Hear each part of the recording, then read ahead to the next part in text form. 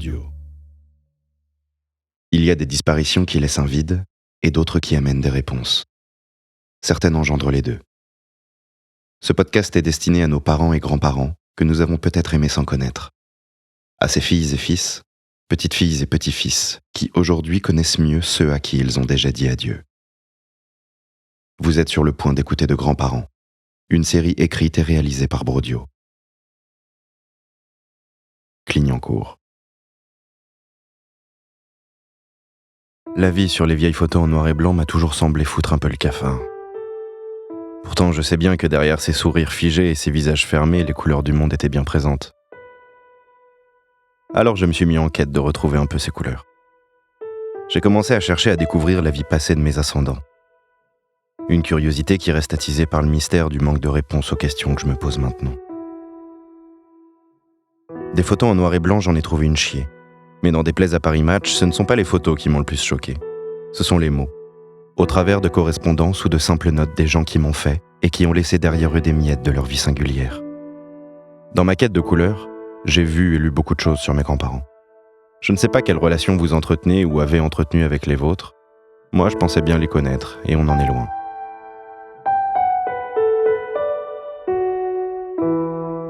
Mes grands-parents sont décédés lorsque j'étais jeune. Pour deux d'entre eux, j'en garde des souvenirs assez vagues.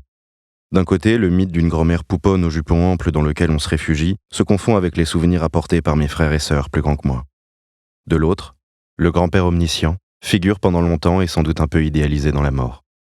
L'an passé, mon autre grand-père s'en est allé. Un homme qui avait quand même eu la fraîcheur de se remarier à 82 ans. C'est à son enterrement, en pleurant le grand-père sans finalement pleurer l'homme, que je me suis décidé, un peu tard c'est vrai, à mieux connaître ces gens dont je descends. Gamin, je voulais être archéologue, c'était le moment de fouiller, et j'ai trouvé de vieux fossiles. Le premier était une feuille de papier, délicatement glissée sous un film plastique. Quelques lignes recto-verso, datées d'août 44, et signées de la main d'un homme, Jules Delacour.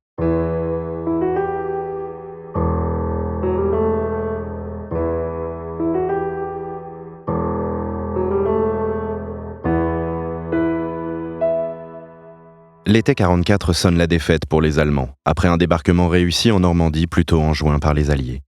En août, à Paris, comme partout ailleurs en zone occupée, l'enfer n'est pas totalement fini. Les Allemands, conscients de leur défaite, ne cherchent pas forcément à défendre Paris et leur position, mais surtout à assurer leur retraite.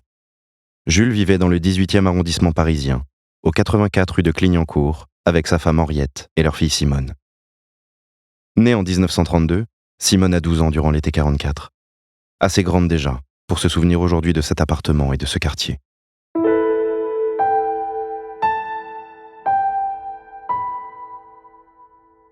Le quartier de Clignancourt, c'était un quartier ouvrier, bien fréquenté, très sympathique. Chez mes parents, c'était confortable. L'immeuble n'était pas confortable, l'appartement non plus. Mais ça, c'était de leur faute. Et comme on était au 5e, c'est-à-dire l'immeuble avait 6 étages, on était très haut placés et on voyait les toits des autres maisons parce que là où j'habitais, c'était un carrefour de 3 rues, il y avait 6 immeubles. Imagine un grand corridor, après tu avais la cuisine, un petit corridor, après il y avait une petite salle à manger et une chambre assez grande. Les toilettes étaient sur le palier. Mobilisé en 39, Jules est démobilisé en juin 40. Trop âgé pour le front. Entre-temps, il avait demandé à maman de ne pas rester dans Paris. Il lui avait demandé d'aller à la mairie pour qu'on soit réfugié avec maman. Et on a été réfugiés chez des fermiers près de Nantes, dans un pays qui s'appelle Montbert, et chez lesquels on est retourné souvent parce qu'on a été extrêmement bien reçus, et vraiment des gens charmants. On avait lié une grande amitié avec ces personnes-là.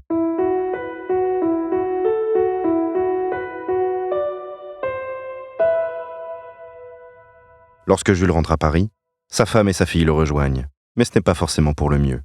Lui, qui avait déjà été fait prisonnier des Allemands en Belgique au cours de la Première Guerre mondiale, retrouve un Paris occupé et dangereux, qu'il verra étouffer jusqu'en 44.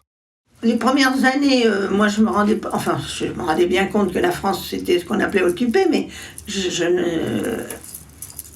me rendais pas bien compte des événements vraiment.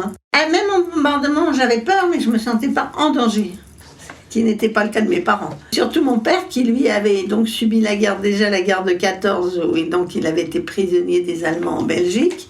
Les derniers mois de l'année, enfin les derniers mois scolaires de l'année 44, où comme on passait notre temps dans les abris, on a quitté l'école en avril. Ça n'existait plus.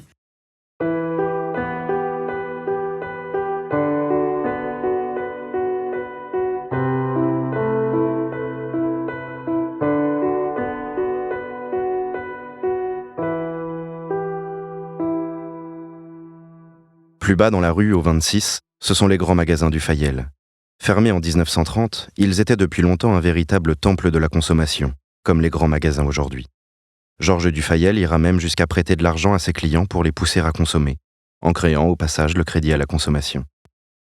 Si je vous raconte tout ça, c'est parce que depuis la lucarne du 5e étage, au 84 rue de Clignancourt, on les verrait presque, ces grands magasins.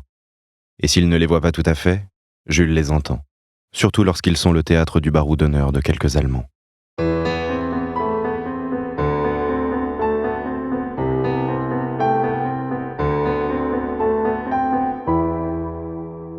Galvanisés par l'avancée rapide des Alliés à l'ouest, les cheminots et l'ensemble du métro parisien se mettent en grève le 10 août, paralysant l'ensemble du réseau ferré. La gendarmerie décide elle aussi de se mettre en grève le 13, suivie par la police le 15, qui proteste entre autres le désarmement de ses hommes par les Allemands à Asnières et Saint-Denis. La Poste ferme la marche le 16, enrayant les communications et bloquant l'accès aux courriers. C'est dans cet élan de résistance du dernier instant que, juste au nord de Paris, dans le camp de Drancy, le commandement allemand tente de déporter les derniers 1457 prisonniers à la hâte, mais n'obtiendra pas les trains de la Wehrmacht. Seulement 3 wagons, dans lesquels ils entassent 51 personnes, principalement des résistants, dans une dernière obstination. 21 d'entre eux parviendront à s'évader sur la route de Buchenwald. Ce dernier train marquera la libération du camp de Drancy, les prisonniers se rendant compte peu à peu que le camp a été déserté. Ce même jour, à Paris, Jules écrira « Pillage chez Dufayel. Les Allemands tirent sur la foule, sans doute à cause de la grève générale de la Poste et de la police. Vendredi 18 août 1944. L'incendie déclenché dans la nuit chez Dufayel n'est pas encore éteint. Les Allemands, toujours dans la rue, tirent sur ceux qui approchent. »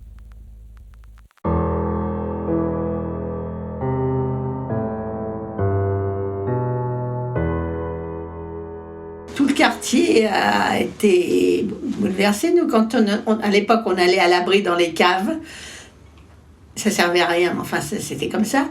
Et puis, quand on est rentré chez nous, il n'y avait plus de vitres et plein de choses comme ça. Entre autres, il y a eu des FFI qui tiraient sur les toits. Ça, c'était à la Libération. Donc. Et j'ai vu ça, moi, j'ai entendu. On avait mis des matelas devant les fenêtres pour pas recevoir pour pas que ça arrive dans nos fenêtres. Enfin, on se protégeait comme on pouvait. Puis alors, j'ai toujours eu, du reste, ça continue, je suis très claustrophobe, moi. Ça dépend, je prends quand même l'ascenseur et l'avion.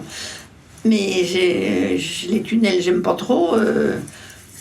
Oui, je suis un peu claustrophobe. Et ça vient de là, j'en suis sûre. Oui. Le 19 au matin, 2000 résistants prennent la préfecture de police et hissent le drapeau tricolore sur la préfecture et Notre-Dame, engageant le combat avec les Allemands. Samedi 19 août 1944. Les FFI tirent sur les voitures allemandes. Une fusillade a éclaté boulevard Barbès. Au Secours national, 2 patriotes sont tués. Créé 3 jours après la déclaration de guerre en 1914, le Secours national est un organisme de solidarité qui apporte de l'aide aux militaires et à leurs familles. La femme de Jules y travaillait. Et puis j'ai mal vécu parce que donc j'étais avec mon père, mais parce que ma mère travaillait et qu'elle partait le matin, elle revenait le midi, elle revenait le soir, et que je savais que le boulevard Barbès, puisque c'était boulevard Barbès qui était l'entraide nationale, là, le Secours national, et je m'inquiétais parce que je me demandais toujours si maman allait revenir, enfin, et elle-même a eu très peur évidemment. La note de Jules enchaîne. Dimanche 20 août 44. Des bagarres se déclenchent un peu partout dans Paris entre Allemands et patriotes. Boulevard Barbès, rue Marcadet, rue Simard, rue de Clignancourt. Plusieurs volets de la rue sont percés. Tués et blessés sont encore visibles d'ici. Lundi 21. Les attaques et les fusillades continuent dans le quartier.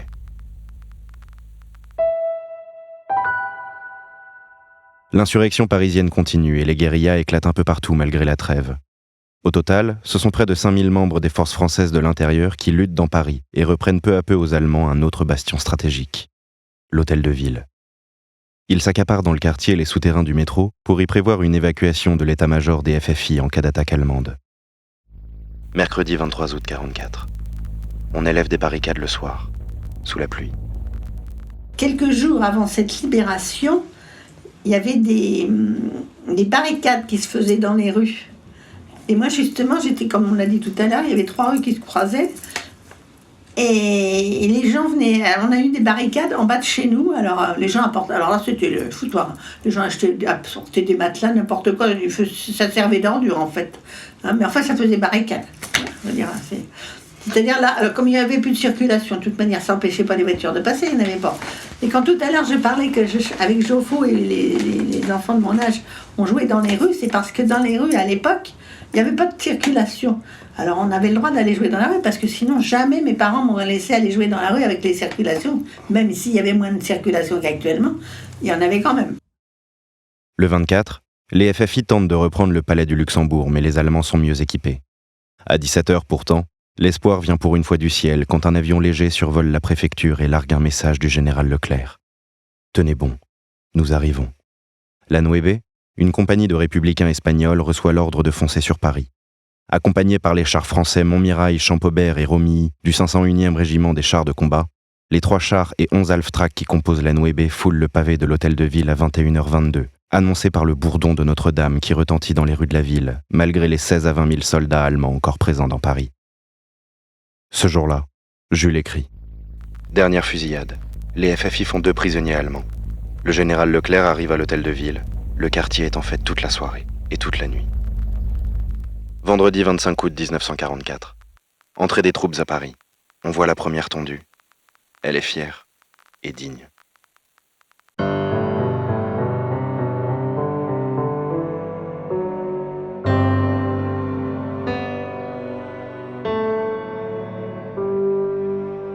Le 25, le traité de capitulation des troupes nazies est signé à Montparnasse, peu de temps après le cessez-le-feu signé entre Leclerc et von Choltitz, dans la salle de billard des appartements de la préfecture. Pour autant, des combats sporadiques continuent.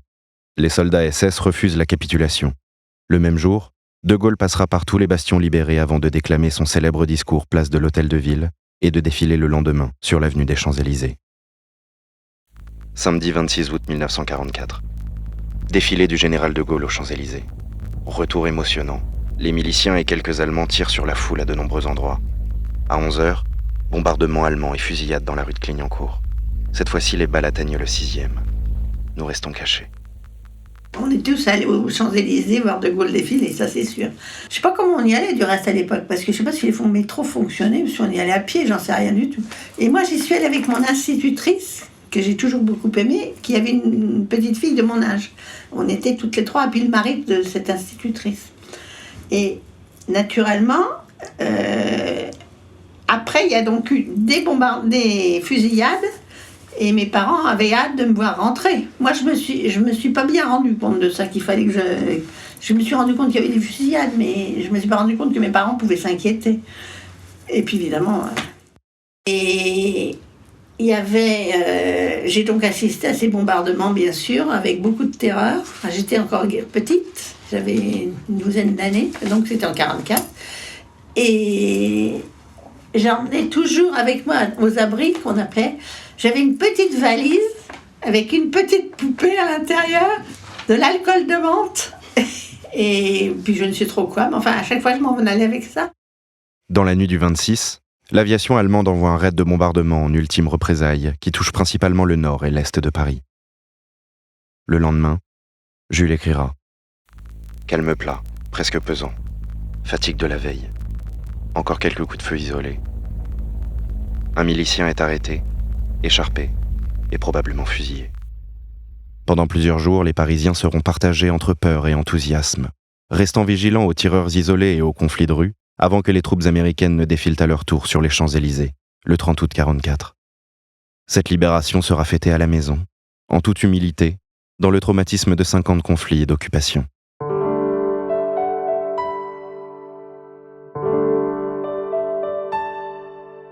dans l'appartement, enfermé, entendons-nous. Parce que d'abord tous les commerces étaient fermés, ou je sais pas comment mes parents se sont débrouillés pour avoir de la nature, mais on n'en avait pas grand-chose à manger. On n'avait rien à manger pendant la guerre. Alors les rares fois où il y avait des conserves, tout ça, maman avait dans sa cuisine un petit buffet, où elle mettait des conserves, des trucs comme ça, auxquels on ne touchait pas.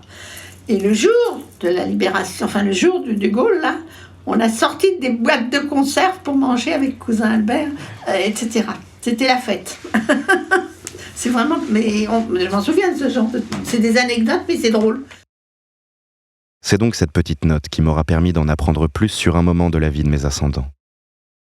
À 12 ans, alors qu'elle ne se rappelait que de la guerre et de la vie sous l'occupation, Simone a pu goûter la liberté et apprendre le mot paix. Mais tout le monde n'a pas eu cette chance. J'ai hélas assisté au départ de beaucoup de mes petites camarades d'enfance que les flics sont venus chercher pour la rafle du Veldiv. Ces jeunes femmes-là, enfin ces jeunes filles-là, c'était même pas des jeunes filles, on était enfants, je les ai jamais revues.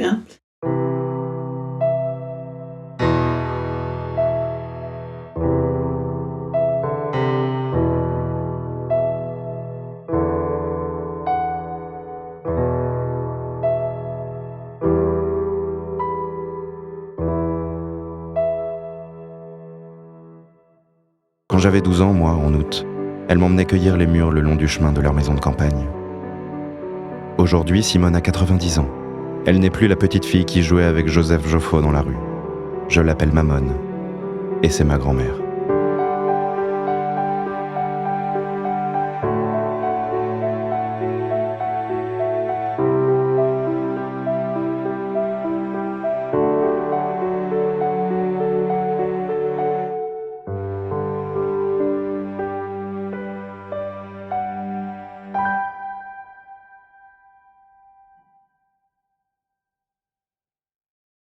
Vous venez d'écouter le premier épisode de la série de grands-parents.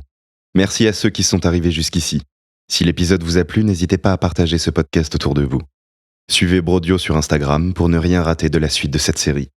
À très vite pour le prochain épisode.